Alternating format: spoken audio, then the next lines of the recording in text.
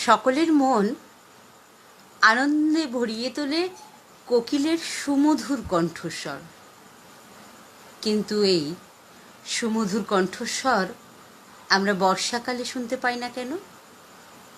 তার কারণ কিন্তু এমনটা নয় যে কোকিল বর্ষাকালে অসুস্থ থাকে, তা কিন্তু নয়। তার কারণ কোকিল সিদ্ধান্ত নেয় সে নীরব থাকবে। কেন? তার কারণ হচ্ছে এই বর্ষাকালে অনেক ছোট ছোট জায়গায় জল জমে, যেখানে অনেক ব্যাঙ জন্ম নেয়। আর এই ব্যাঙেদের কণ্ঠস্বর বা ব্যাঙেদের ধ্বনি এত তীব্র, যেখানে আমরা কখনোই চেষ্টা করলেও আমরা কোকিলের সেই সুমধুর কণ্ঠস্বর শুনতে পাবো না। তাই কোকিল সিদ্ধান্ত নেয়